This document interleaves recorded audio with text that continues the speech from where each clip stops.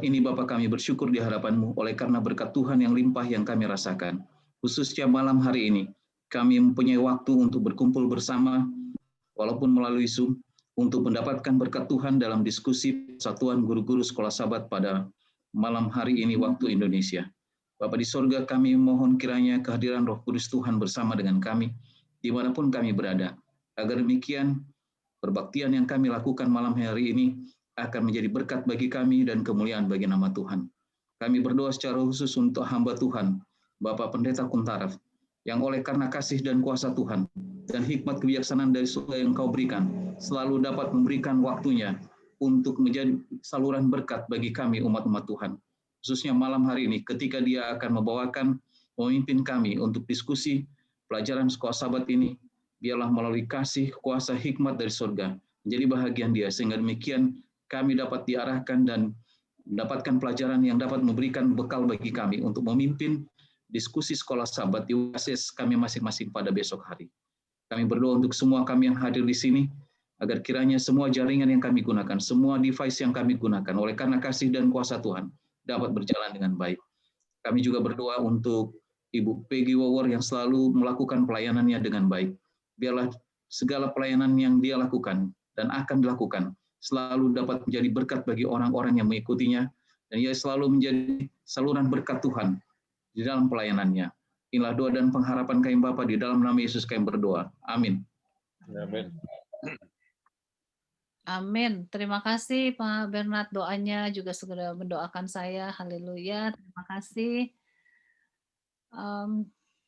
Baik, kita akan langsung memulai bahasan pada malam hari ini akan disampaikan oleh Pendeta Jonathan Kuntaraf, dan pastikan selama acara berlangsung untuk speakernya di mute, dan bagi yang mau bertanya siap-siap nanti di pertengahan saya akan buka chat untuk menuliskan pertanyaan di situ, dan bagi yang mau bertanya langsung seperti biasa boleh tekan raise hand.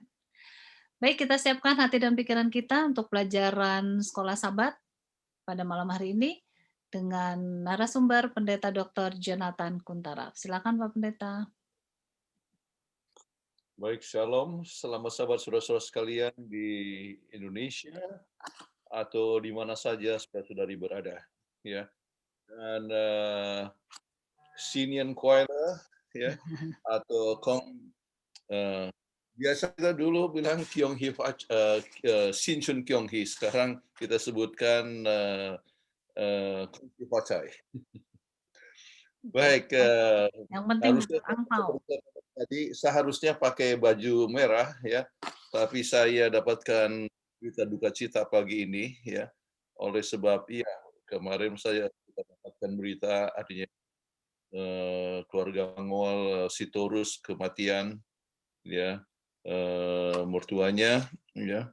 Tetapi juga pagi ini Pendeta pagi kita dapatkan meninggal, ya. Dia adalah sahabat baik saya, oke. Sangat baik, ya, dan rupanya tidak dapat bertahan dalam penyakit yang diderita. Beliau pernah, kalau tidak salah, lama di Jawa Timur, ya, lama di Jawa Timur. Kemudian juga ya di Jakarta dan di mana-mana, di rumah sakit Advent dan sebagainya. Tetapi ya mendoakan akan keluarganya yang dengan sendirinya sangat berduka dengan peristiwa ini. Baik, saudara sekalian, kita akan membahas pelajaran kita yang bagus sekali, dan judulnya adalah Kekalahan Bangsa Asyur.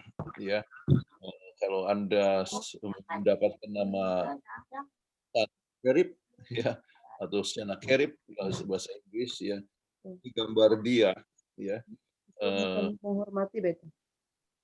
Ini gambar dari ini sebab didapatkan ya banyak sekali peninggalan daripada Asyur, ya, dalam penemuan arkeologi. Oke. Dan kita akan bahas lebih lanjut itu. Kita lihat seperti biasa kita akan bahas CIA, oke. Connect Interpretation Question Application. biasanya untuk connect kita tanyakan mengapa pelajaran ini penting. Dan saudara-saudara sekalian, untuk melihat pelajarannya ini penting, saya berikan di sini Roma 15 ayat yang ketiga. Oke. Siapa yang Joy baca?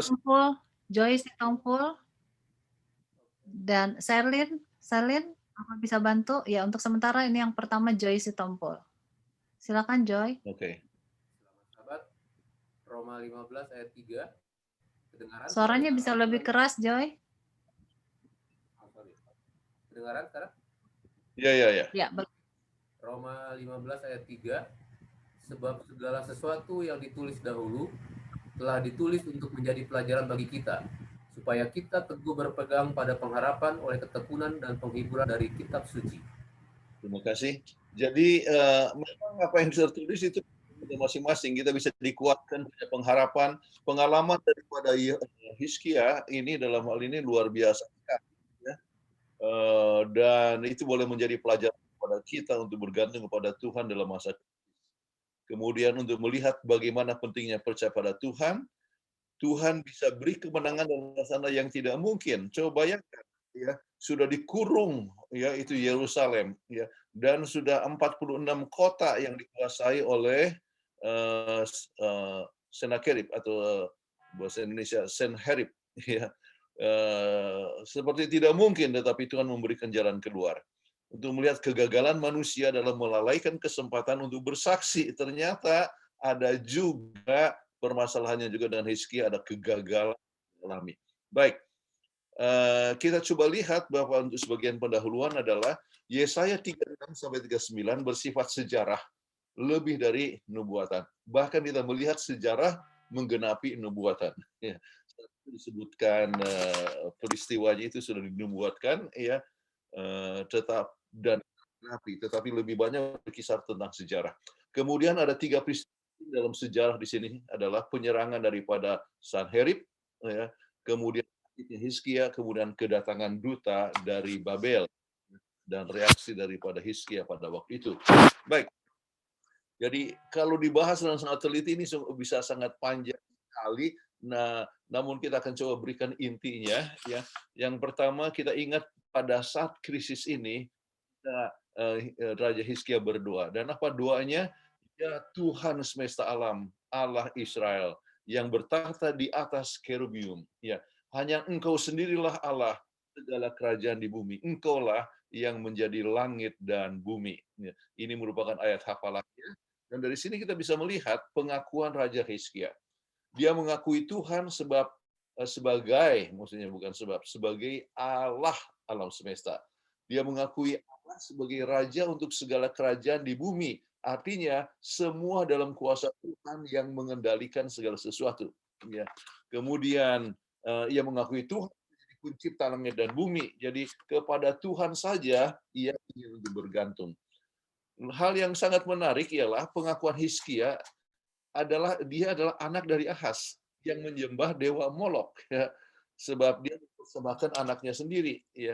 Mungkin orang tua gagal dalam rohani, ya, tetapi menghasilkan anak yang rohani, ya. Ini satu perkara yang luar biasa, dan ini kita biasa sebut gunakan prinsip resilience, ya. Biasanya orang tua, ya, kita selalu katakan orang tua memberikan teladan kepada anak-anaknya. Tetapi bagaimana anak yang tidak melihat teladan daripada orang tua bisa menghasilkan sesuatu yang baik? Nah, dalam prinsip daripada resilience, seorang bisa bertahan, tidak terganggu, tidak terpengaruh, sama seperti si Yusuf, ya. Jadi Yusuf itu saudara-saudaranya begitu cemburu dan sebagainya, tetapi dia tetap menonjol, ya. Kemudian waktu di Mesir dia tetap kuat, ya, di penjara menjadi saksi, di rumah Potifar menjadi saksi. Kenapa ini bisa terjadi? Ya, sebab dia punya resilience, ya. Kenapa resilience itu? Sebab dia mendapatkan hubungan yang erat dengan bapaknya.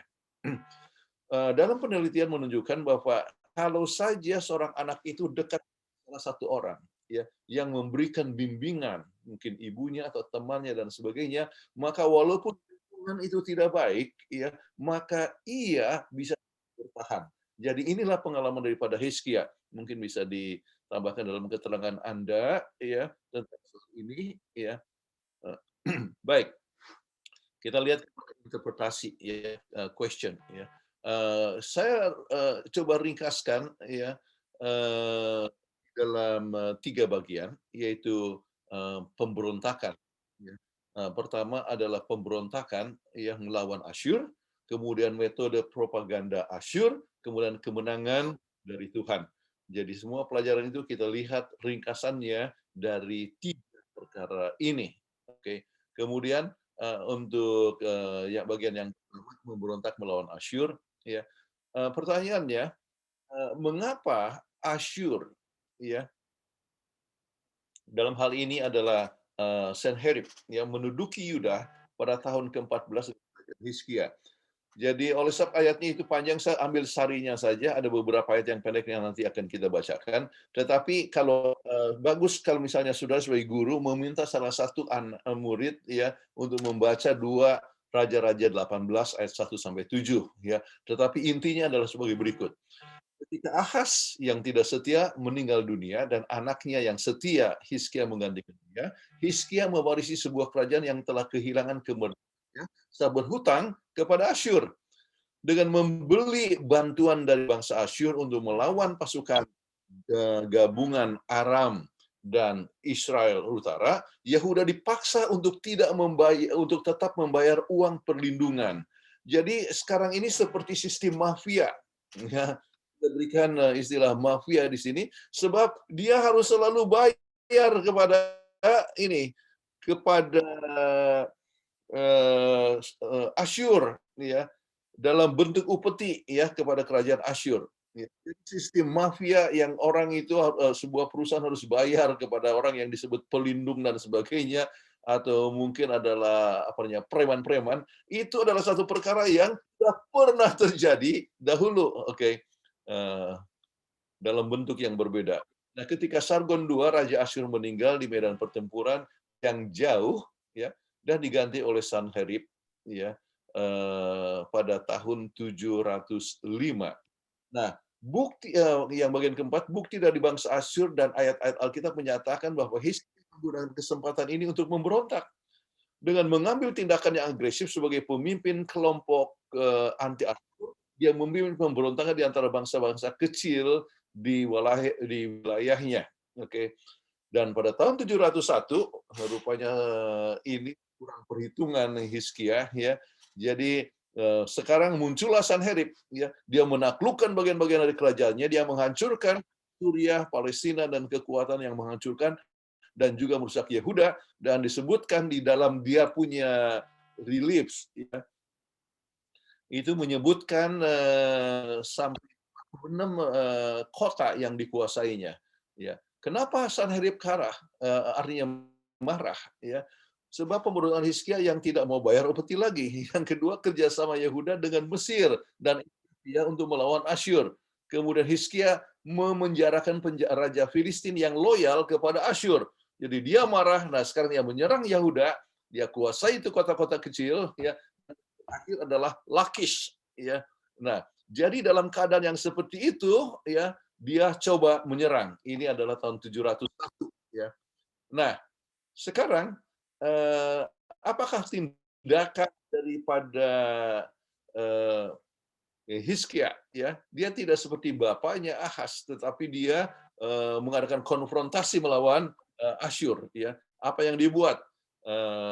Jadi ini saudara-saudara bisa minta anggota untuk membaca 2 Tawarikh 32 ayat 1 sampai 8, tapi intinya adalah ini. Dalam pelajaran sekolah sahabat.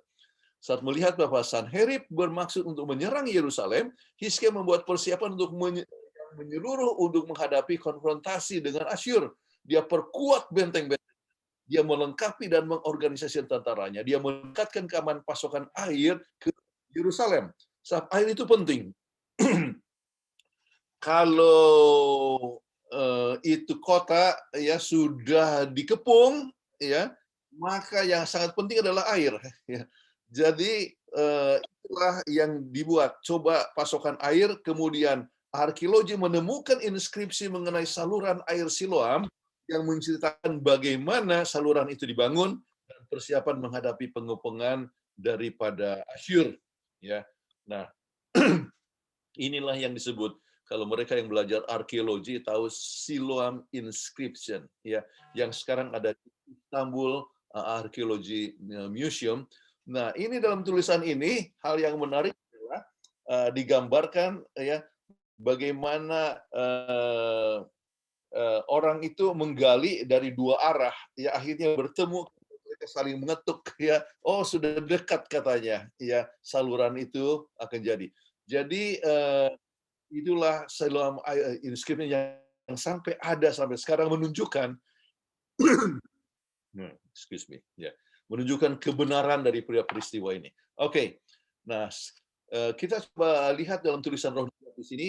Siapa yang baca tadi? Selain? Ya, Selin. Tetapi Raja Yehuda ini telah dari atas atau yang kutipan aja? Kutipannya saja. Tetapi Raja Yehuda ini telah menentukan untuk melakukan bagiannya dalam mengadakan persiapan untuk melawan musuh dan telah merampungkan semua yang dapat dilakukan dengan kemampuan dan kekuatan manusia. Ia telah menghimpun angkatan perangnya dan telah melatih mereka supaya bertindak gagah perkasa. Oke, jadi dia menyiapkan bukan hanya dari segi militer dan organisasi dan juga masalah air, tetapi juga meningkatkan moral umatnya, ya, supaya jangan gampang terpengaruh oleh propaganda. Sebab apa yang akan dibuat oleh Sanherib menggunakan propaganda. Oke, jadi itu satu perkara yang sangat penting, saudara-saudara sekalian. Kalau kita mau memperkuat anggota kita, kita perkuat kita punya kerohanian mereka. Oke, kita sering berhadapan dengan sempalan-sempalan. Kita punya anggota tidak akan dipengaruhi oleh sempalan kalau kita perkuat kerohanian mereka. Perkuat kerohanian sehingga mereka tidak akan mudah terpengaruh dengan ya segala macam propaganda ya. Sekarang banyak sekali sempalan kan yang mempunyai propaganda. Oke. Penting bagi kita dalam peperangan rohani. Memperkuat kita dengan iman. Melalui doa dan baca firman Tuhan dan bergantung sepenuhnya kepada Tuhan. Kita perlu bekerja untuk Tuhan, saat bekerja memperkuat iman kita kepadanya. Itulah dasar daripada iman kekristenan. Jadi dengan cara ini, kita bisa menyiapkan kita punya anggota untuk menghadapi tantangan yang bagaimana besarnya. Oke, sekarang metode propaganda daripada Asyur. Ya, apakah metode yang dipakai oleh Sanherib ya dalam mengalahkan Yehuda? Ya, Sanherib mengirim Rabshakeh untuk mendahulunya ke Yerusalem.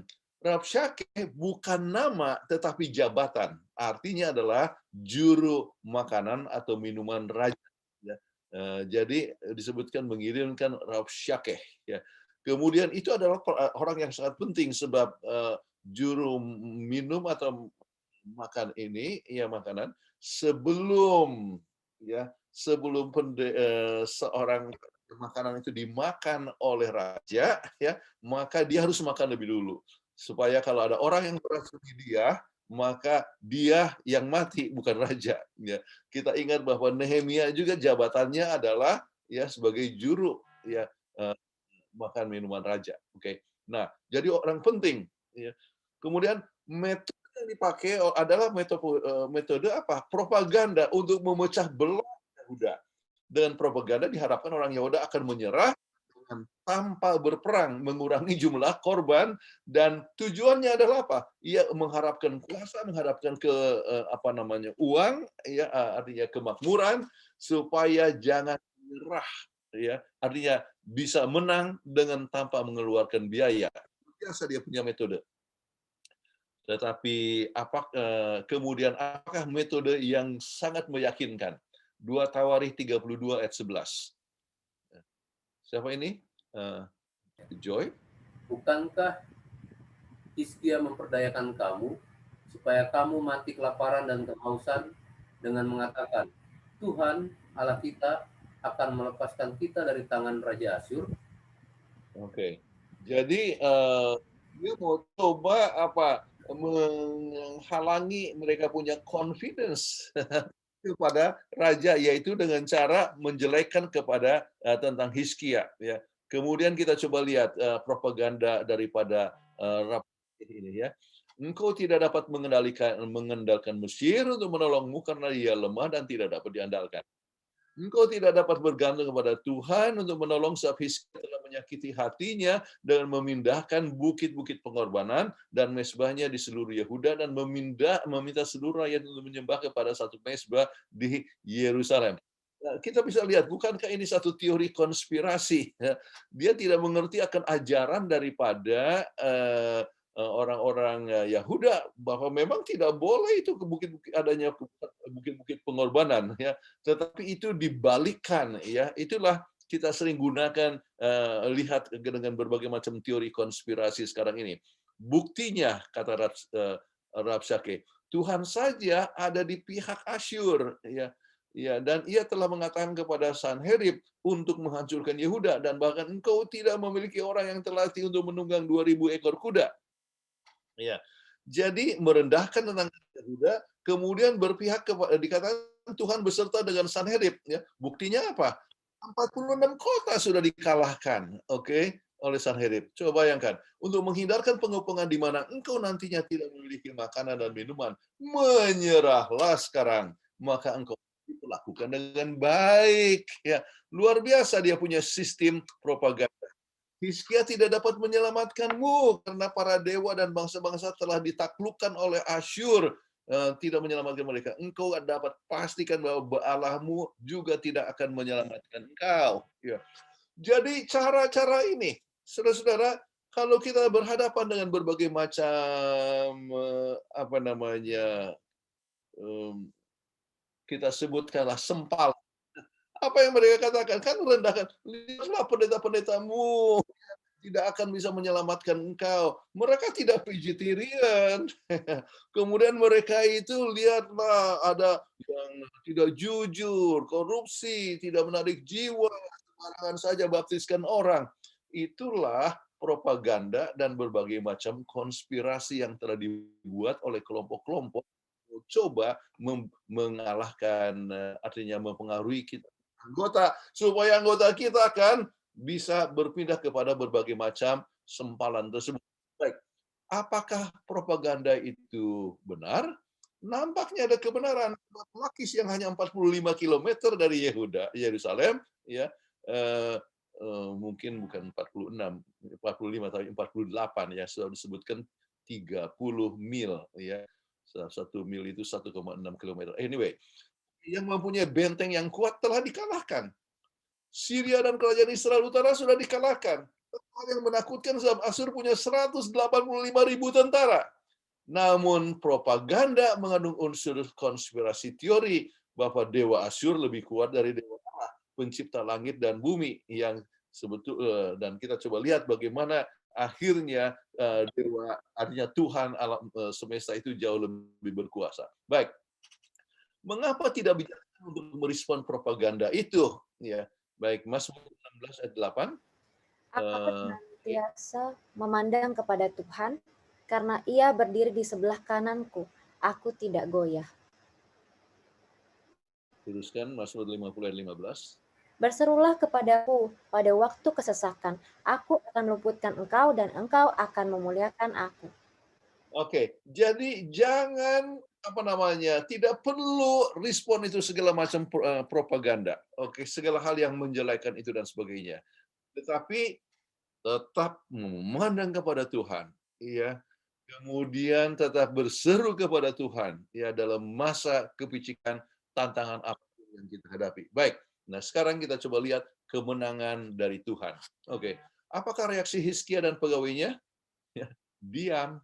Ya, tidak perlu direspons. Oke, diam. Kemudian berkabung dan merendahkan diri kepada Tuhan. Jadi Anda baca sebetulnya dari Yesaya 36 ayat 21 sampai 37 ayat yang keempat. Semua artinya itu Anda bisa bacakan dengan artinya meminta salah satu daripada anggota kelas untuk bacakan. Dia berkabung dan merendahkan, dia sobek, dia punya baju dan sebagainya, ya berkabung, terus meminta petunjuk Tuhan melalui Nabi Yesaya. ya. Dan kemudian apa ya kita dapatkan? Tuhan menjawab Nabi Yesaya melalui Nabi Yesaya, yaitu Yesaya 37 ayat 6 sampai. Joy? Katalah Yesaya kepada mereka, beginilah kamu katakan kepada Tuhanmu. Beginilah firman Tuhan, janganlah engkau takut terhadap perkataan yang kau dengar yang telah diucapkan oleh budak-budak Raja Asyur untuk menghujat aku. Sesungguhnya aku akan menyuruh suatu roh masuk di dalamnya, sehingga ia mendengar suatu kabar dan pulang ke negerinya. Aku akan membuat dia mati rebah oleh pedang di negerinya sendiri. Oke. Jadi inilah yang dikatakan oleh Yesaya. Jangan takut, ya. Maka apa yang terjadi kemudian reaksi daripada Raja Hizkia ya lebih lanjut pada saat dapatkan surat lagi ya, kemudian artinya ancaman, dapatkan ancaman. Maka apa jadi reaksi daripada Raja Hizkia? Selain sebetulnya dibaca Yesaya 37 ayat 14 sampai 20, tapi saya berikan di sini 16 dan 17 saja intinya ya. Ya Tuhan semesta alam, Allah Israel yang bertahta di atas kerubim, hanya Engkau sendirilah Allah segala kerajaan di bumi. Engkaulah yang menjadikan langit dan bumi. Sendingkanlah telingamu ya Tuhan, dan dengarlah, bukalah matamu ya Tuhan, dan lihatlah. Dengarlah segala perkataan Sanherib yang telah dikirimnya untuk mencela Allah yang hidup. Oke, jadi luar biasa dia bergantung kepada Tuhan. Dia sadari bahwa tidak mungkin dia menghadapi dengan 185.000 tentara. Oke. Kemudian ya reaksi daripada Hizkia kita coba lihat lebih lanjut ya ayat 18 sampai 20. Oke. Silakan. Ya Tuhan, memang raja-raja Asyur telah memusnahkan semua bangsa dan negeri-negeri mereka, dan menaruh pada Allah mereka ke dalam api, sebab mereka bukanlah Allah, hanya buatan tangan manusia, kayu dan batu, sebab itu dapat dibinasakan orang. Maka sekarang ya Tuhan, Allah kami, selamatkanlah kami dari tangannya, supaya segala kerajaan di bumi mengetahui bahwa hanya Engkau sendirilah Tuhan. Oke, jadi dia berserah kepada Tuhan sepenuhnya ya, supaya Tuhan berkuasa ya. Kemudian jawaban daripada Tuhan membaca kepada Yesaya ya. Kita dapatkan Yesaya 37 ayat 22 sampai 38. Yesaya menubuatkan akan kekalahan Asyur ya. Dan apa yang terjadi Saudara-saudara? Ya, dalam ayat ini kita dapatkan dalam satu malam 185.000 tentara mati sebab malaikat surga membunuh mereka. Luar biasa, hanya dari iman. Kemudian Sankerib pulang dengan kekalahan. Apa yang terjadi? Sankerib dibunuh oleh anaknya sendiri sesuai dengan nubuatan Yesaya. Ya, Yesaya 37 ayat yang ke-38. Nah, sekarang ditanyakan, kita sekarang coba dari tinjauan sejarah ataupun arkeologi. Menurut Sankerib, sebagaimana yang ditulis dalam Kisah Para Raja, dia merebut 46 kota berkubu, ya, mengepung Yerusalem dan membuat Hizkia orang Yahuda menjadi tawanan di Yerusalem dalam istana bagaikan seekor burung di dalam sangkar. Sebab itu dikatakan bahwa mereka tidak bisa keluar kan, ya itulah yang dituliskan. Namun meskipun dia sangat suka melakukan propaganda untuk menonjolkan diri, tapi tidak pernah ada dalam tulisan atau gambar yang menyatakan bahwa ia telah menaklukkan Yerusalem. Tapi dia hanya mengurung saja, artinya mengelilingi ya akan Yerusalem ya. Dari sudut pandang manusia, kelalaian ini sangat luar biasa.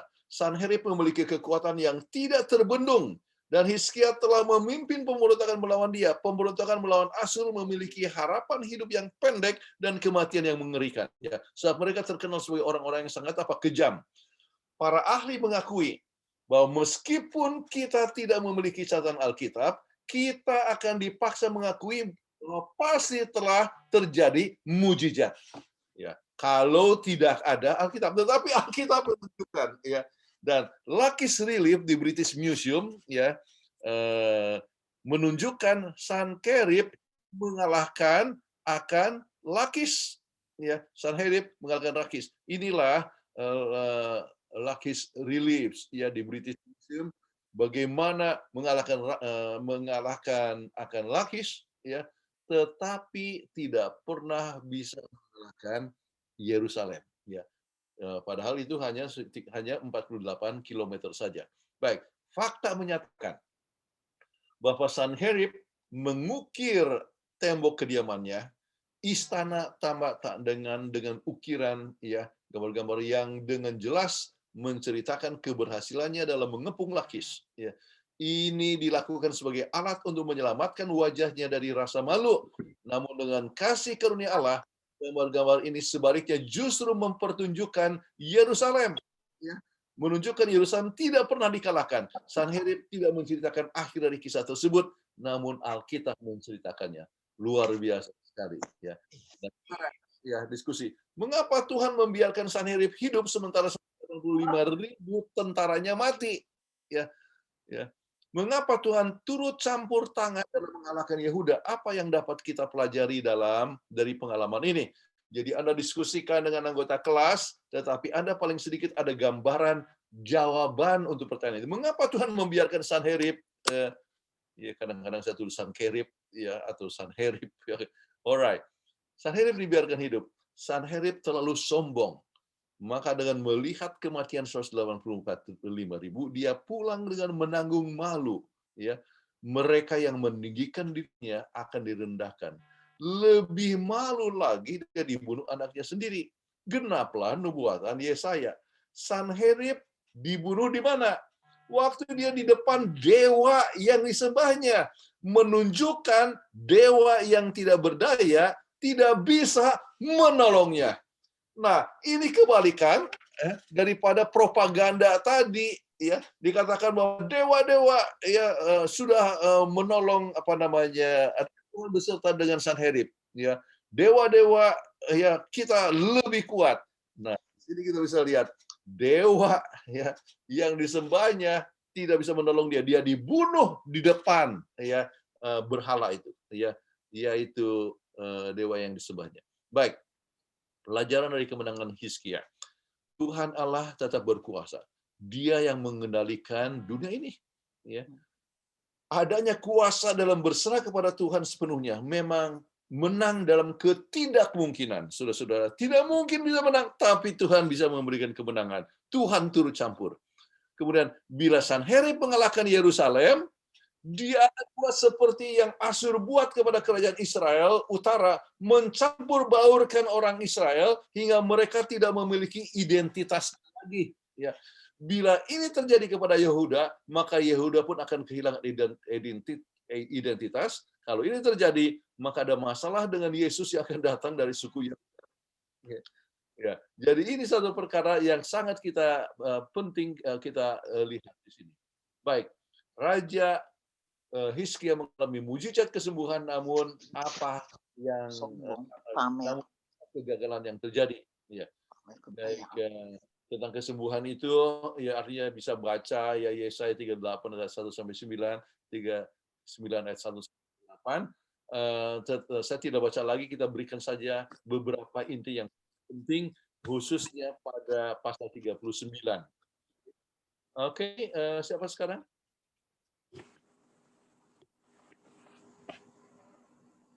Joy. Joy. Oke. Yesaya 39 ayat 1 dan 2. Pada waktu itu Merodak Baladan bin Baladan, Raja Babel, menyuruh orang membawa surat dan pemberian kepada Hizkia, sebab telah didengarnya bahwa Hizkia sakit tadinya dan sudah kuat kembali. Hizkia bersukacita atas kedatangan mereka, lalu diperlihatkannya lah kepada mereka gedung harta bendanya, emas dan perak, rempah-rempah, dan minyak yang berharga, segenap gedung persenjataannya, dan segala yang terdapat dalam perbendaharaannya. Tidak ada barang yang tidak diperlihatkan Hizkia kepada mereka di istananya dan di seluruh daerah kekuasaannya. Dan itu yang ditunjukkan. Padahal ini Raja Babel, waktu itu Babel masih kecil, sebab itu Babel juga dikuasai oleh Asyur ya untuk beberapa kali dikalahkan. Oke, jadi Babel masih belum besar. Ya. Kemudian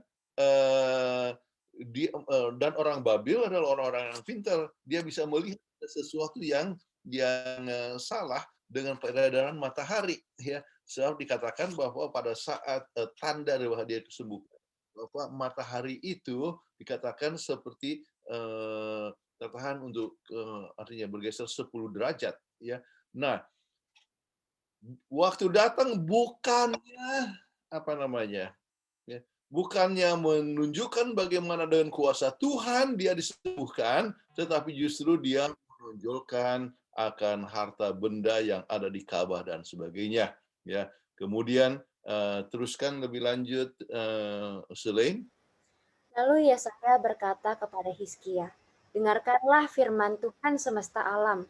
Sesungguhnya suatu masa akan datang bahwa segala yang ada dalam istanamu dan yang disimpan oleh nenek moyangmu sampai hari ini akan diangkut ke Babel. Tidak ada barang yang akan ditinggalkan. Demikianlah firman Tuhan. Dan dari keturunanmu yang akan kau peroleh akan diambil orang untuk menjadi sida-sida di istana Raja Babel." Hizkia menjawab kepada Yesaya, "Sungguh baik firman Tuhan yang engkau ucapkan itu. Tetapi pikirnya, asal ada damai dan keamanan seumur hidupku." Ya, dan kita tahu bahwa ini terjadi sekitar tahun 701, ya. 701 pada saat penyerangan daripada Sanherib, ya. Tetapi itu tergenapi lebih kurang hampir 100 tahun kemudian. Penyerangan Nebukadnezar yang pertama kan tahun 606, ya. Tetapi yang betul-betul dimusnahkan adalah tahun 686, yaitu penyerangan yang ketiga untuk kota Yerusalem. Nah, jadi lebih kurang 100 tahun sebelumnya akan dikatakan bahwa ini semua akan dibawa dari Yerusalem. Nah, kesimpulan saudara-saudara daripada pelajaran kita ini adalah Tuhan Allah yang Maha Kuasa, pencipta langit dan bumi, yang mengetahui akhir dari awal, tetap mengasihi umatnya. Dia adalah sumber keselamatan. Yang kedua, umat Tuhan dulu dapat menang dari musuhnya bila dengan kerendah hati mereka datang kepada Tuhan. Kita pun dapat mengalahkan dosa dan kuasa setan bila kita datang dengan penuh kerendahan hati dan bergantung kepadanya sepenuhnya. Yang ketiga, keberhasilan kita adalah sebab kuasa Tuhan.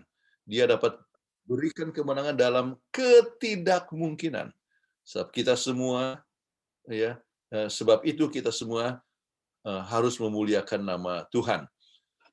Ya, faktor yang ketiga kita lihat dari kesombongan adalah sumber malapetaka, yang menyombongkan diri akan direndahkan. Kita harus gunakan kesempatan untuk kemuliaan Tuhan dalam setiap kesempatan bersaksi. Mencoba untuk memuliakan diri sendiri akan berakhir dengan kegagalan.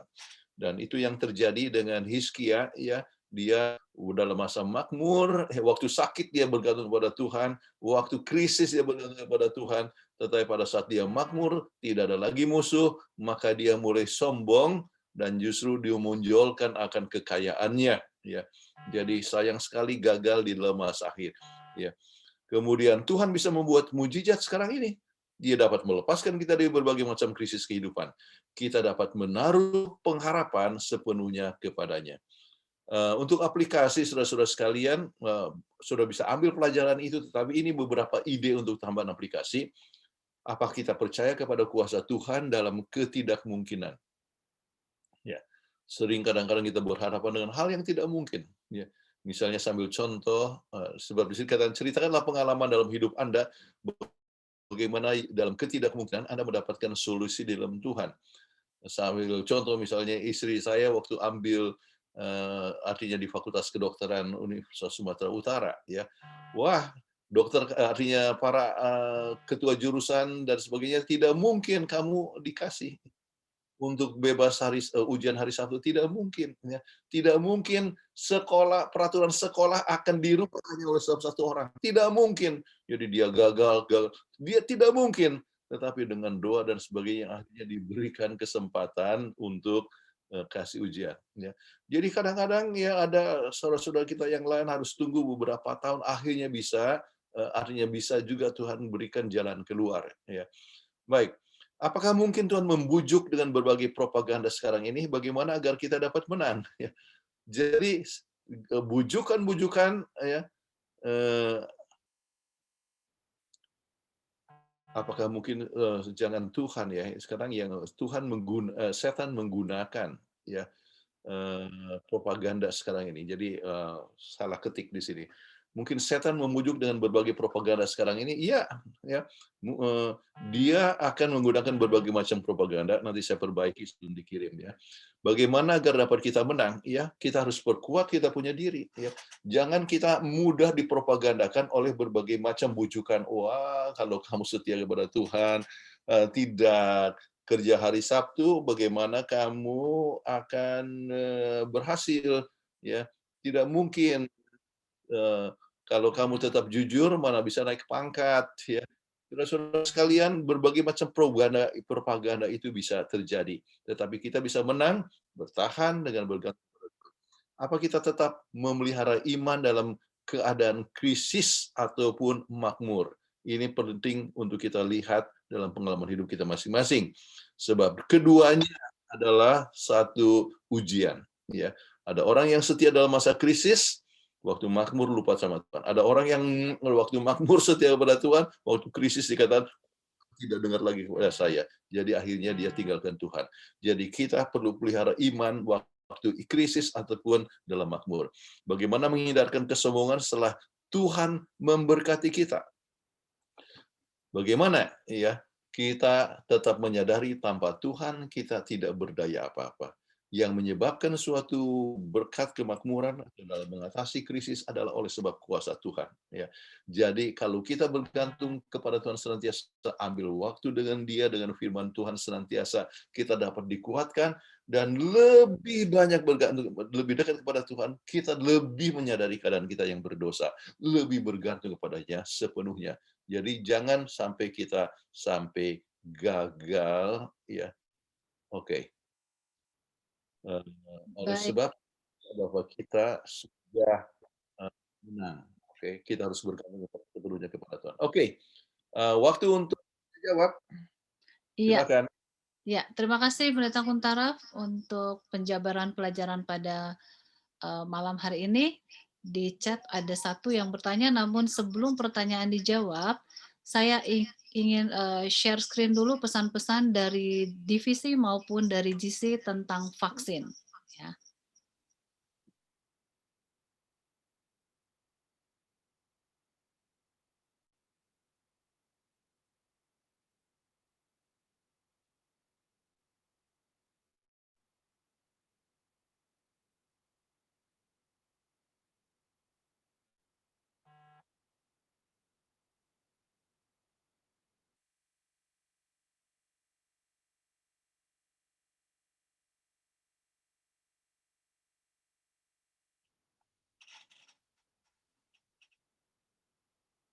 Suara tidak kedengaran.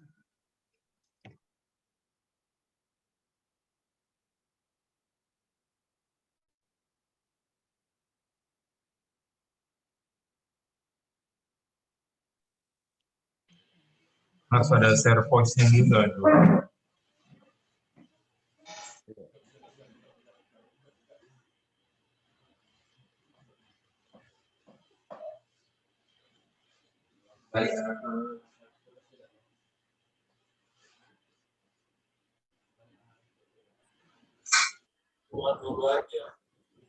Oke, kelihatannya sudah bisa itu ya.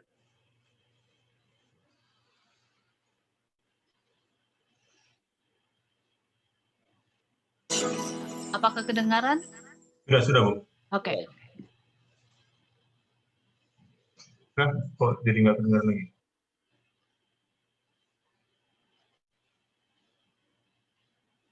Nggak kedengaran, Bu.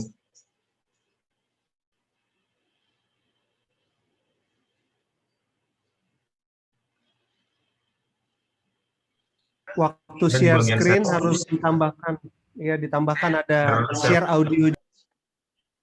Iya. Besar apa di bagian share screen juga dia. YouTube-nya masih mati tuh. Belum terdengar voice. Some of us lost our loved ones. Some may have lost their jobs. Sudah, Bu, sudah. Okay. Others are risking their lives day in and day Dari out. awal. We have okay. saved millions of lives infected by this disease.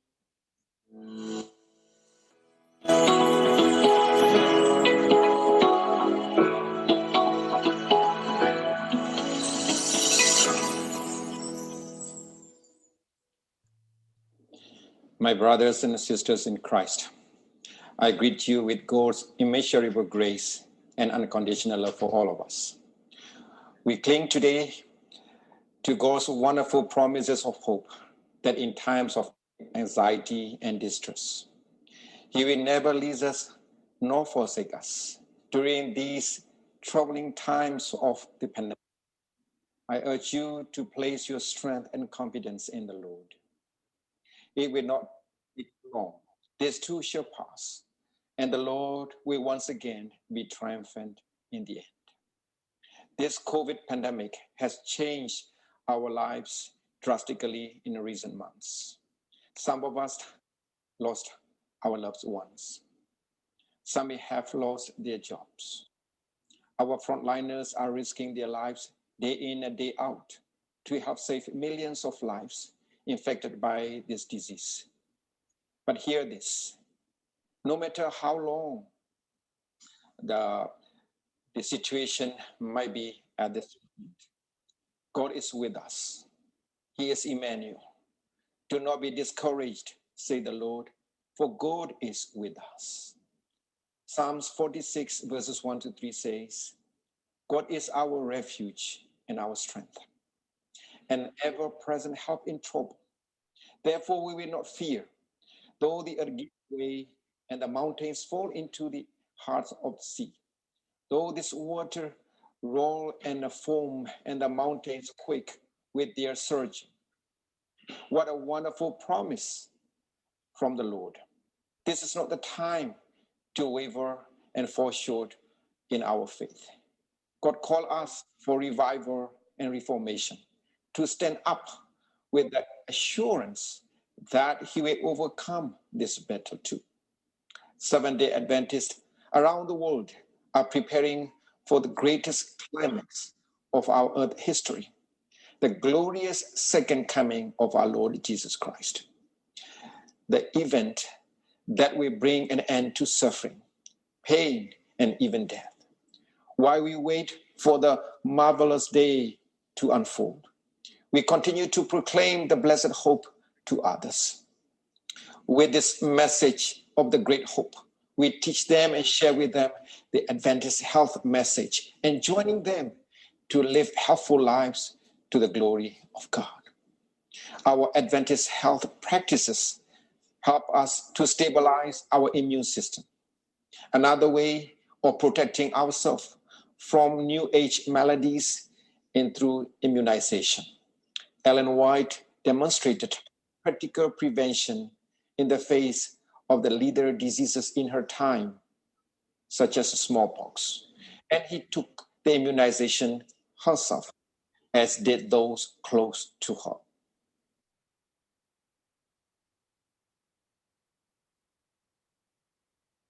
The Seventh-day Adventist Church places a strong emphasis on health and well-being. The Adventist health emphasis is based on biblical revelation, the inspired writings of Ellen G. White, co-founder of the church, and on peer-reviewed scientific literature. As such, we encourage responsible immunization or vaccination and have no religious or faith-based reason not to encourage our adherents and members to responsibly participate in protective and preventive immunization programs.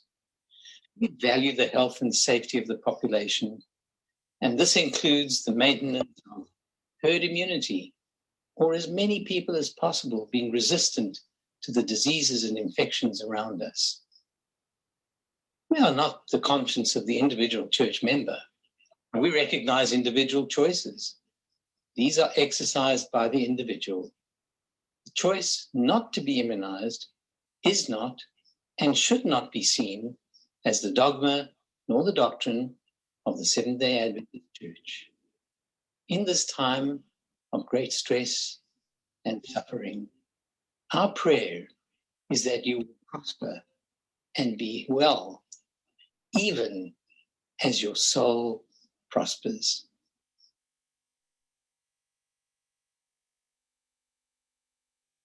The decision to be or not to be immunized is the choice of each individual. This should be taken responsibly with an utmost recommendation coming from a health professional. Information you can find on the internet and social media can be helpful, but cannot be deemed sufficient to back up your decision whether to have the vaccine or not. Our first source of information is the Bible and the spirit of prophecy. Then we follow God's leading through prayer. In faith, we believe that this will bring us peace and assurance in our decision making. We cannot deny the fact that immunization thwarted the spread of illnesses and stopped the deaths of millions in previous generations. It has paved the way for life endurance for individuals around the world who are administered with this procedure. Adventist church members around the world receive vaccination for various illnesses. We are in the middle of a crisis. As we hear news about this pandemic, knowing both its current and long-term effects, we urge our members in the Southern Asia Pacific Division to consider responsible immunization. Take this decision in prayer and seek the Lord's guidance as you submit to his plans and his leading. God bless.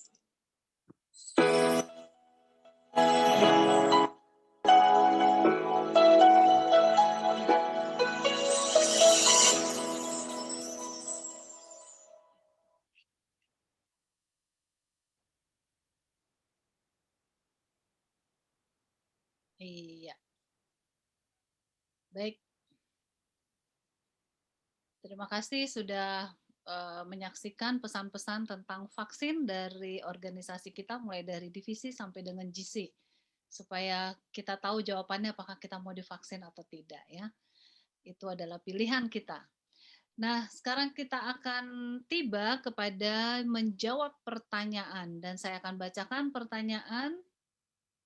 Yang pertama itu datangnya dari, nah sebelum saya bacakan pertanyaan, saya mau ulangi lagi kepada Bapak Ibu yang bertanya tentang bagaimana mau bergabung di grup PGSSE ya. Sudah ada linknya untuk Telegram, jadi bisa copy paste aja dari situ, kemudian langsung bergabung. Nah, pertanyaan yang berikutnya, materi rekaman. Oke, materi dan PowerPoint dari Pendeta Kuntaraf dan juga rekaman ini akan dibagikan di grup PGSSE. Baik, pertanyaan dari wah, ini namanya siapa ya? LK itu nggak ada nama aslinya ya. Oke, saya lewat dulu ya sambil Bapak chat saya nama aslinya. Oke, dari Bapak Robert Tampu. Ya, pertanyaan berikutnya dari Bapak Robert Tampu Bolon. Selamat sahabat bagi kita semua. Ada pertanyaan Pak Pendeta dari penjelasan SMK, khususnya dari hari Rabu. Apakah adil bagi orang Asyur yang kebetulan lahir menjadi bangsa Asyur harus mengalami kematian massal seperti yang diceritakan? Bagaimana saya atau kita sebagai orang percaya memahami tindakan Tuhan ini, dan bagaimana juga dengan mereka yang belum percaya Tuhan jika bertanya tentang hal ini? Gimana Pendeta, bisa disimak pertanyaannya? Baik, orang-orang Asyur adalah terkenal dengan kekejaman. Ya. Jadi bukan hanya penyembahan kepada punya berhala, ya, tetapi juga mereka itu mempunyai sifat yang sangat kejam dan merusak ya, kepada umat Tuhan dan sebagainya. Jadi kalau sampai Tuhan memusnahkan mereka, oleh sebab Tuhan melihat adanya satu keadilan bagi Tuhan untuk melaksanakan akan tindakan tersebut. Ya. Jadi sama seperti kita ambil contoh, ya orang-orang Amalek harus dimusnahkan, ya harus dimusnahkan. Mereka punya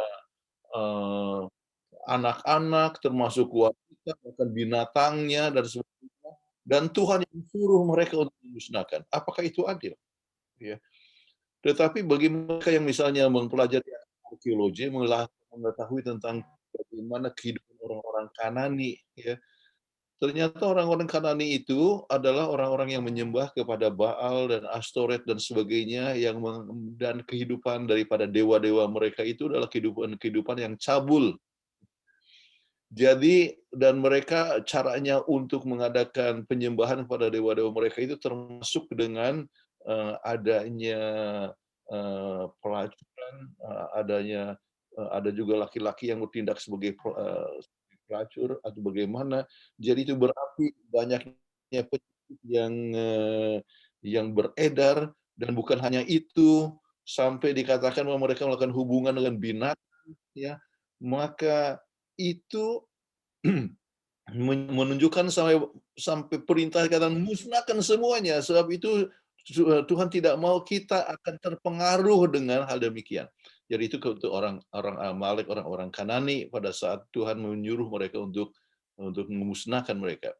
Nah, Tuhan mengizinkan ini terjadi oleh sebab ya berbagai macam kekejaman-kekejaman yang telah terjadi, dan kalau mereka itu dibiarkan untuk hidup, ya, maka umat Tuhan ya akan juga dirusak, diobrak-abrik sama seperti mereka buat kepada orang Israel, yaitu kerajaan utara.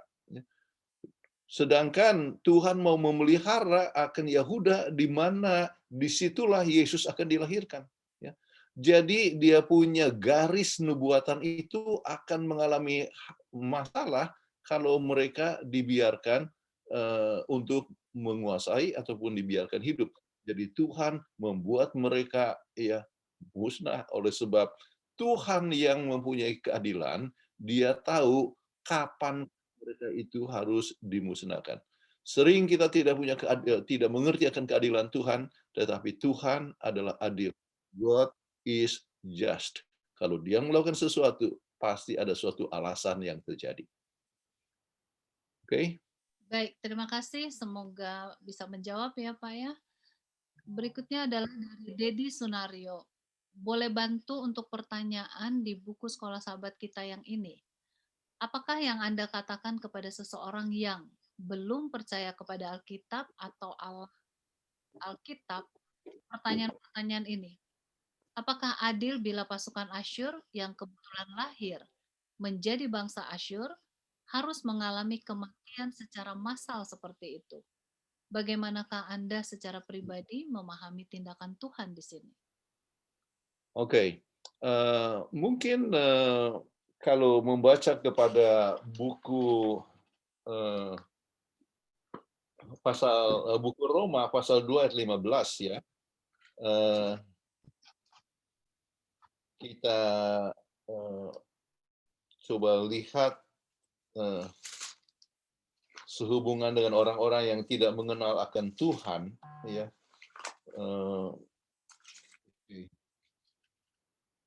2 ayat 15, ya. Sebab dengan itu mereka menunjukkan bahwa isi hukum Taurat ada tertulis di dalam hati mereka, dan suara mereka turut bersaksi, dan pikiran mereka saling menuduh atau saling membela. Hal itu akan nampak pada hari, ya, bila mana Tuhan sesuai dengan Injil yang kuberitakan akan menghakimi segala sesuatu yang tersembunyi dalam hati manusia oleh Yesus Kristus. Oke. Dikatakan Tuhan berbicara kepada isi hati mereka, atau kepada mereka punya kata hati, ya, hukum Taurat. Banyak orang yang tidak mengenal Tuhan, ya. Jadi mungkin ayat 14 yang harus dibaca juga. Apabila bangsa-bangsa lain tidak memiliki hukum Taurat di dalam Taurat oleh dorongan sendiri melakukan apa yang dituntut hukum Taurat, maka walaupun mereka tidak memiliki hukum Taurat, mereka menjadi hukum Taurat bagi mereka. Jadi Tuhan berbicara kepada semua orang, berbicara kepada hati mereka. Ya. Nah, sebelum peristiwa ini, ya, sebetulnya mereka sudah memusnahkan akan orang Israel. Dan di antara orang Israel itu pasti ada juga orang yang masih menunjukkan kepada Tuhan. Ya, sebab kan ribuan orang itu yang dibawa ke daerah itu dan sebagainya. Jadi ada kesempatan mereka. Atau kalau seandainya tidak melalui orang Israel, ada kesempatan bagi mereka paling sedikit mengerti akan artinya bagaimana caranya untuk berbuat baik. Jadi kalau seandainya Tuhan sampai memusnahkan seseorang, oleh sebab memang mereka tidak lagi mengerti akan kehendak Tuhan. Dan kembali saya katakan bahwa mereka dikenal sebagai orang-orang yang sangat kejam sekali, ya. Jadi dalam keadaan demikian maka memusnahkan mereka dalam bentuk massal seperti itu adalah sesuai dengan keadilan daripada Tuhan yang sering kita tidak bisa mengerti. Namun ya, kita tahu Tuhan itu adil adanya. Baik, terima kasih Pendeta. Semoga bisa menjawab ya pertanyaannya. Oke. Kemudian dari Opung Jeremy. Pak Pendeta, saya mau tanya, apa yang harus kita lakukan bila ada pengetua jemaat yang hidupnya penuh kesombongan, meninggikan diri, berkata semena-mena, selalu memakai ilmu hitam untuk mempengaruhi orang agar dia dianggap hebat, selalu menindas orang lemah serta janda-janda, tapi tidak pernah ada teguran padanya. Bahkan semua menerima pendapatnya. Kami merasa ini tak patut. Tolong pendeta berikan solusi agar gereja tentram. Waduh, ini curhat ya, Opung Jeremy. Oke. Saya percaya ya kita harus mendoakan ini ketua. Kita tahu bahwa kita tidak bisa merubah manusia. Ya. Hanya Roh Kudus yang dapat merubah itu. Jadi yang pertama, ya kita mendoakan. Kemudian secara pribadi bicara kepadanya. Jadi biarlah Anda yang mempunyai beban, ya harus tunjukkan bahwa Anda punya keberanian untuk berbicara secara pribadi kepadanya. Dan biarlah dengan pertolongan Tuhan, maka orang ini bisa untuk dapat berubah. Nah, kalau seandainya dia tetap tidak berubah, ya, maka Tuhan mempunyai suatu cara yang lain, ya.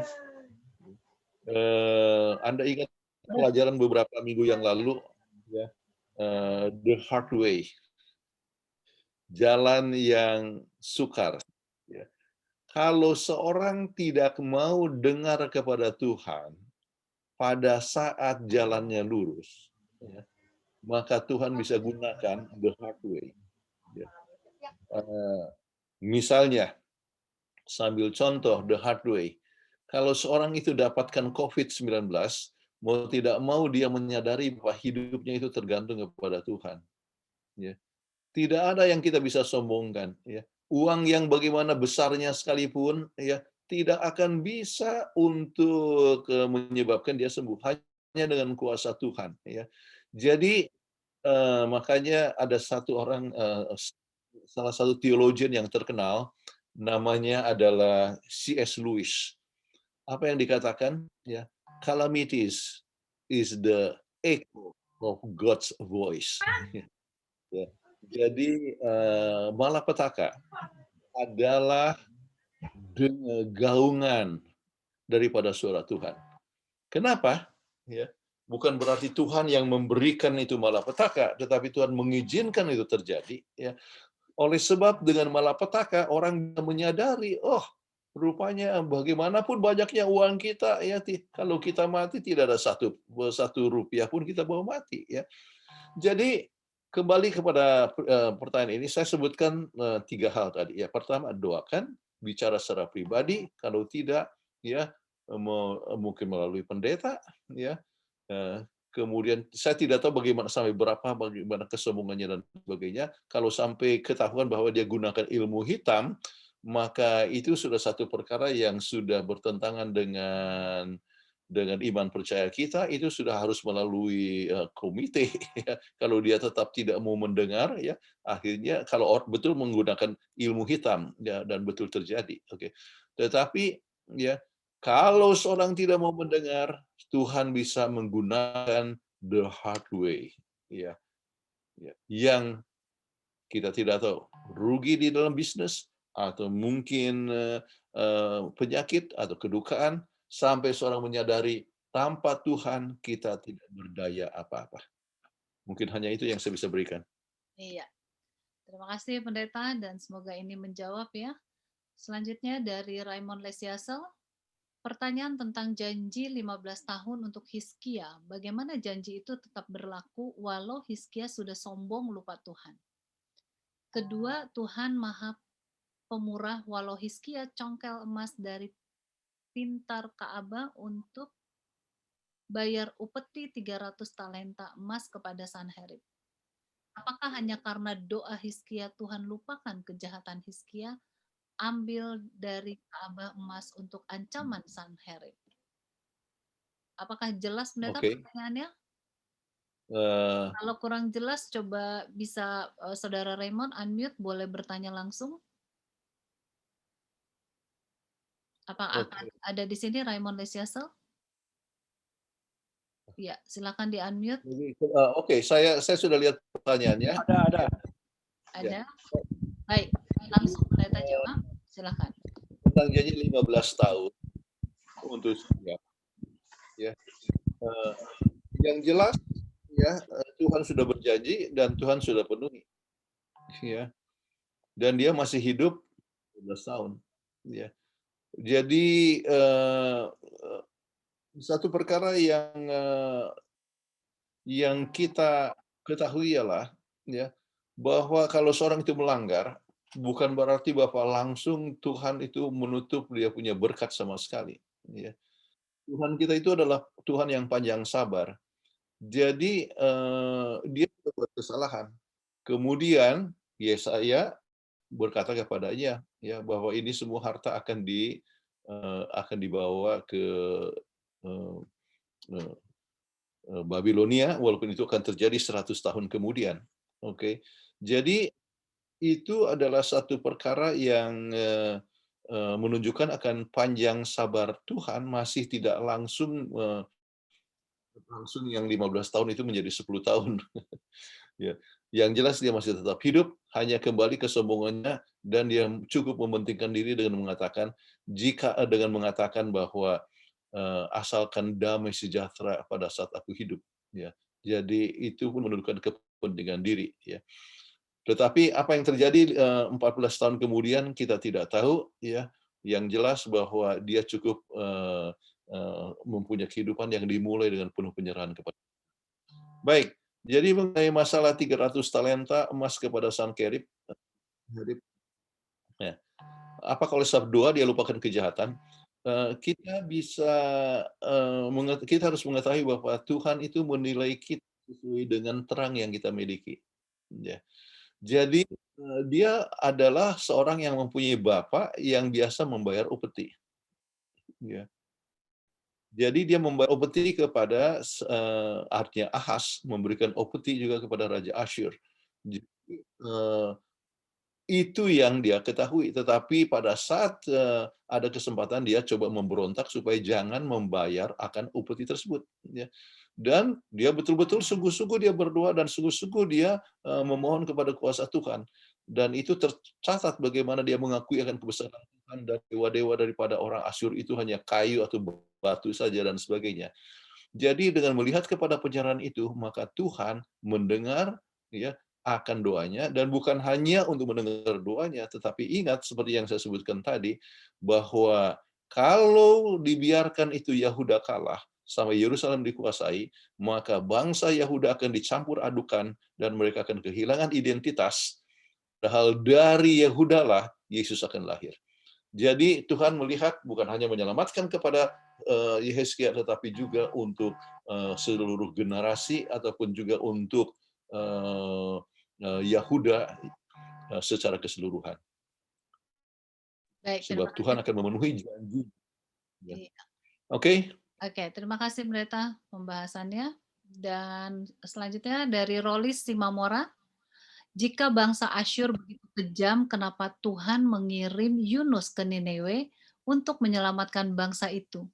Bukankah yang tinggal di Niniwe itu adalah bangsa Asyur yang sangat tidak disukai Yunus, karena bangsa ini telah mengalahkan bangsanya? Mengapa Tuhan tidak menghukum mereka seperti Tuhan menghukum Sodom dan Gomora? Ya, Tuhan mempunyai kasih kalau mau ya semua orang akan bisa bertobat ya. Jadi ternyata bahwa waktu Yunus ke sana mereka bertobat. Oke. Kita coba lihat di dalam ayat Alkitab ya.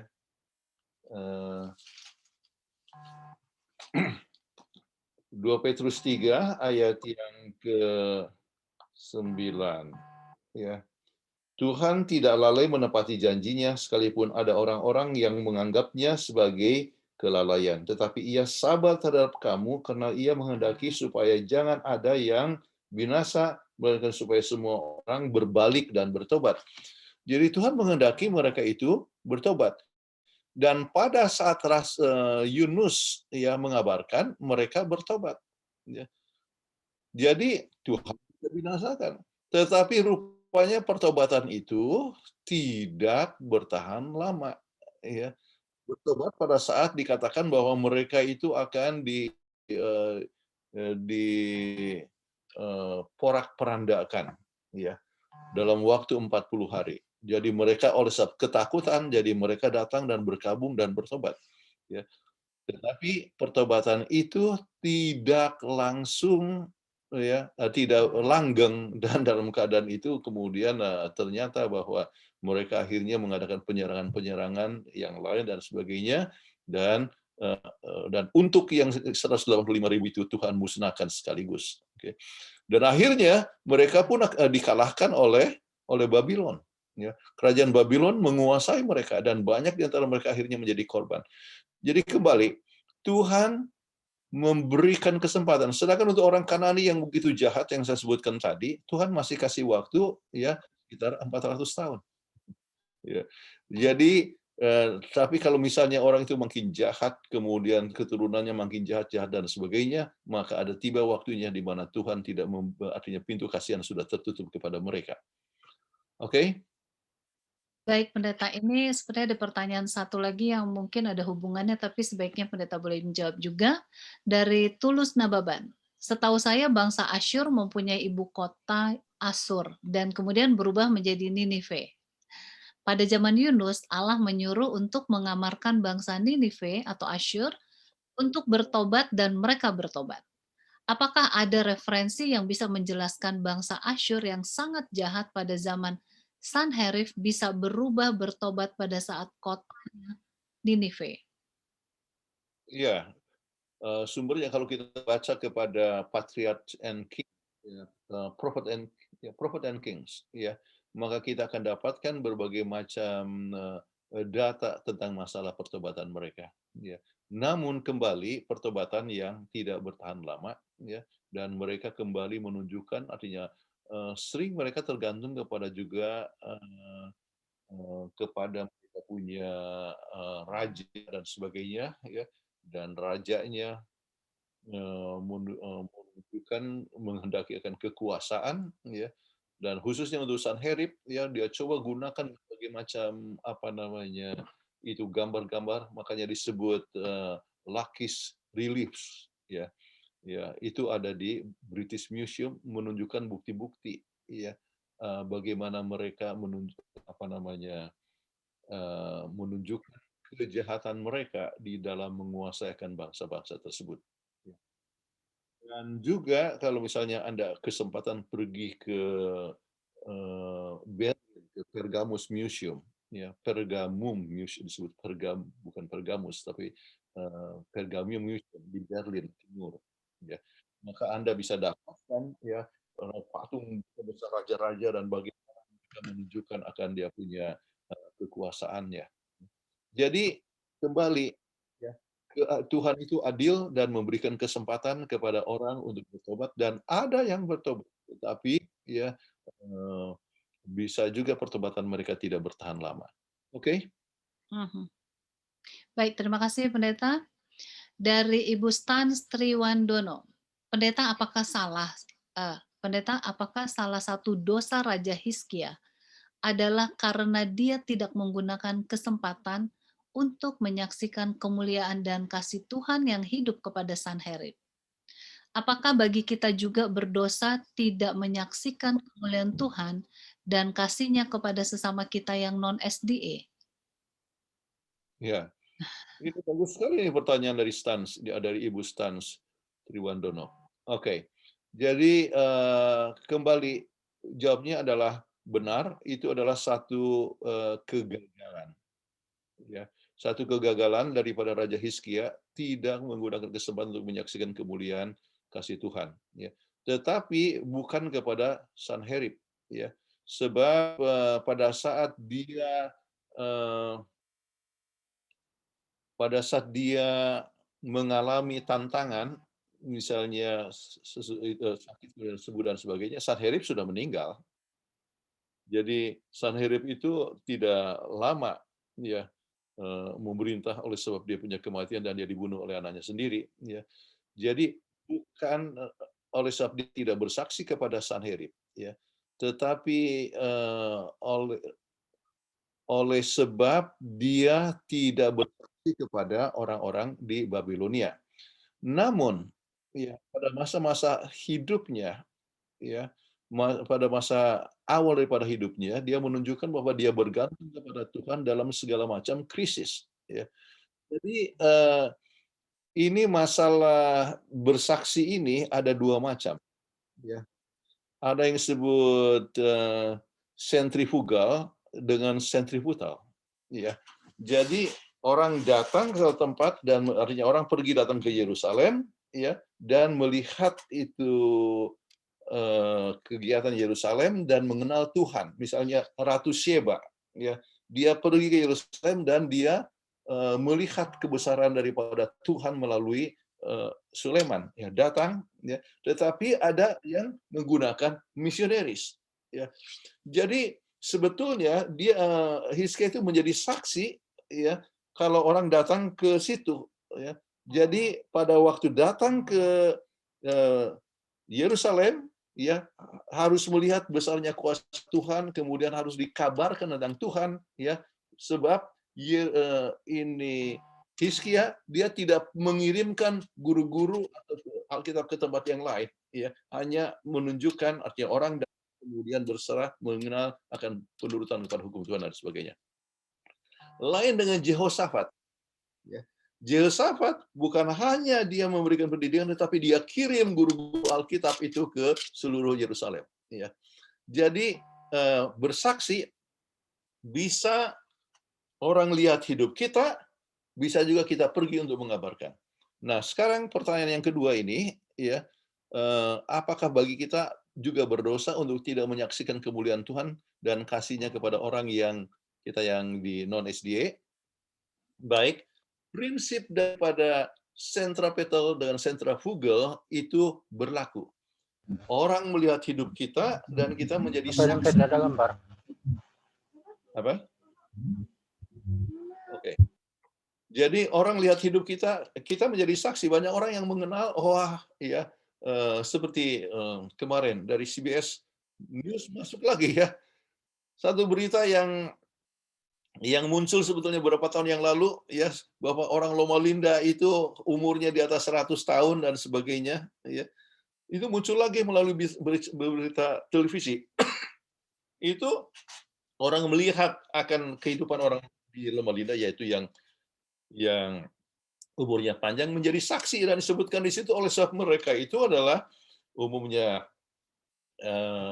vegetarian, kalau misalnya tidak vegetarian hanya makan ikan sedikit, ya. Jadi orang belajar itu menjadi saksi. Tetapi kalau kita bisa bersaksi dengan keluar, ya, mengabarkan. Dan saya percaya, ya, bahwa dari pengalaman 5 talenta, ingat tidak? Ya, artinya ada yang 5, ada yang 3 talenta, ada yang 1 talenta. Permasalahan daripada yang punya 1 talenta, dia adalah mengubur talentanya. Dan disebutkan dia orang disebut jahat. Jadi kalau begitu, kalau kita tidak berbuat apa-apa, itu adalah satu dosa. Tetapi kita harus menjadi satu saksi melalui hidup kita dan juga bersaksi kepada tetangga-tetangga ataupun teman-teman kita di mana kita berada. Ya. Jadi, sambil contoh, saya tidak langsung mengabarkan Injil kepada saya punya tetangga-tetangga. Kami kan baru pindah ke sini berapa tahun yang lalu. Sorry, ada parau sedikit. Saya tidak langsung bersaksi dalam arti mengabarkan Injil, sebab kita harus bijaksana. Tetapi apa yang kami buat? Kami undang semua tetangga kami nih. Kami undang makan. Dan kami ya sudah undang makan, mereka lihat kami menyediakan makanan vegetarian. Mereka bertanya dan sebagainya. Dan ada satu kesempatan, orang mengalami suatu stres dan sebagainya, kami berikan buku yang Kathleen tulis ya tentang celebration kepada dia. Jadi dia menjadi saksi dengan kehidupan, mengundang mereka, ya, kemudian juga memberikan buku, ya. Tetapi kami belum mengabarkan tentang hari Sabat dan sebagainya. Kita menunggu waktu yang tepat. Tetapi, ya, kami ada Bible study di sini, ya, dan mengundang artinya mungkin hanya satu keluarga yang lain yang itu udah Katolik, Protestan dan sebagainya. Kami pun memberikan pelajaran Alkitab. Sebetulnya dikoordinasi oleh pastor Katolik, tetapi dia sudah memberikan kesempatan kepada saya untuk pelajaran sekitar 9 kali. Jadi mau tidak mau kita sudah bahas tentang Tuhan, kita bahas tentang harapan, kita bahas tentang rumah tangga, kita sudah bahas tentang banyak hal. Ya. Ini masyarakat Indonesia kami punya kota, oke? Jadi mereka datang ke tempat kami. Jadi kita harus bersaksi dengan dua cara, ya, centripetal dan centrifugal, oke? Datang ke tempat kita dan pergi ke tempat lain. Jadi ingat perumpamaan 1 talenta, ya. Kalau kita tidak buat apa-apa, maka kita akan diminta pertanggungjawaban jawab. Dan itulah yang Hizkia mengalami kegagalan, sebab dia bukan menyaksikan tentang Tuhan, sementara orang datang, dia sia-siakan kesempatan, justru dia hanya menyombongkan dengan dia punya harta. Oke. Baik, terima kasih Pendeta. Sebelum saya bacakan pertanyaan yang terakhir dari Saudara Rolis Simamora, saya mau ingatkan kepada mereka yang minta videonya tadi, ya, video keterangan dari organisasi kita tentang vaksin, saya akan share di WhatsApp group dari PGSSI. Oke. Dan bagi mereka yang mau bergabung di grup PGSSI melalui Telegram, karena di WhatsApp group sudah penuh ya, ada link di chat, boleh diisi melalui situ. Baik, selanjutnya Saudara, Rolis ada 2 ya. Yunus adalah salah satu pengkhotbah yang sangat bagus. Ketika dia berkhotbah, bukan hanya 10 atau 20 orang bertobat, melainkan satu kota Niniwe bertobat. Artinya Yunus adalah orang yang berhikmat. Tetapi mengapa dia mempunyai hati yang negatif yang tidak ingin bangsa Niniwe selamat? Bukankah semakin kita berisi, kita semakin berhikmat? Tetapi mengapa seorang nabi seperti Yunus mempunyai pikiran yang tidak baik terhadap bangsa ini? Bagaimana pesan yang tersirat dari kisah Yunus bagi kita umat-umat Tuhan dewasa ini yang banyak belajar firman Tuhan agar dapat bertumbuh dan tidak gagal seperti Yunus dalam menjalankan misinya? Bagus ini Pendeta pertanyaannya. Silakan. Oke, terima kasih. Ini Rolis punya pertanyaan bagus. Nah sekarang dari awalnya, ya, Yunus adalah orang yang negatif. Dia nabi, artinya Tuhan berbicara kepadanya, ya. Namun dia adalah seorang yang negatif. Dia tidak mau menerima panggilan sebab dia takut kepada orang Niniwe. Jadi dia bukannya pergi ke Niniwe, dia pergi ke Tarsis, ya. Tetapi Tuhan tetap menggunakan dia, ya, dengan suatu cara, yaitu mujizat, bagaimana dia dilemparkan, ada yang dimasukkan ke perut ikan, akhirnya dia keluar, dan mau tidak mau dia harus mengabarkan Injil. Ya. Jadi mau tidak mau. Jadi bukan atas kemauannya. Ya. Dan dia oleh sebab pengalaman keluar dari perut ikan, maka dia mengkhotbahkan dengan penuh kuasa. Ya. Tetapi juga oleh kabaran yang cukup menakutkan. dalam waktu 40 hari, ya, ini kota Niniwe akan dimusnahkan. Jadi orang datang tetapi dengan apa? Takut. Tetapi dia punya sifat yang negatif itu, ya, tetap ada. Dia hanya menyampaikan pesan Tuhan, tetapi dia masih belum berubah. Dan dia belum berubah oleh sebab, ya, memang itu sifatnya dia negatif. Jadi dia sekarang tunggu-tunggu, ya, kapan ini orang Niniwe ini atau kota Niniwe dimusnahkan, ternyata tidak, oleh sebab mereka sudah bertobat. Nah, kenapa dia mempunyai sifat negatif? Dia memikirkan akan dia punya reputasi sebagai seorang nabi daripada jiwa-jiwa. Nah, saya ingin sampaikan kepada sahabat dikatakan pelajaran untuk umat Tuhan, ya dari pengalaman ini. Jangan kita pikirkan reputasi diri, ya, daripada pekerjaan Tuhan. Jangan sampai supaya kita lebih populer, kita tarik jiwa. Oh, ya, kita harus menarik jiwa walaupun kita tidak dihargai orang. Jangan kita tarik jiwa supaya kita, pendeta-pendeta misalnya, supaya cepat diurapi. Nanti sudah diurapi, tidak tarik jiwa lagi. Atau sesudah pensiun, nggak lagi tarik jiwa. Kenapa? Sebab dia dibayar untuk tarik jiwa. Jangan kita menarik jiwa oleh sebab motivasi, jabatan, uang, atau popularitas. Ya. Kita menarik jiwa oleh sebab kita mencintai akan juru selamat. Dan kita rindu supaya lebih banyak orang yang diselamatkan. Jadi kalau kita punya dan merasakan pengampunan daripada Tuhan, maka kita akan senang menarik jiwa. Tidak perlu dipaksa-paksa, tidak perlu didorong-dorong, tidak perlu ada promosi AB atau anggota bekerja. Sekarang ini namanya pelayanan perorangan.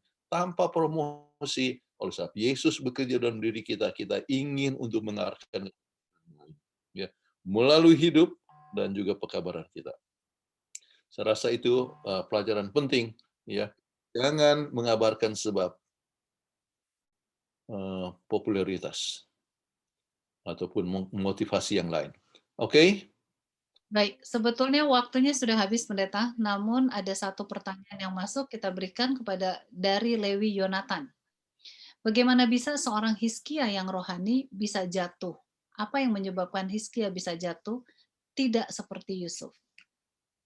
Ini adalah pertanyaan terakhir kita. Oke.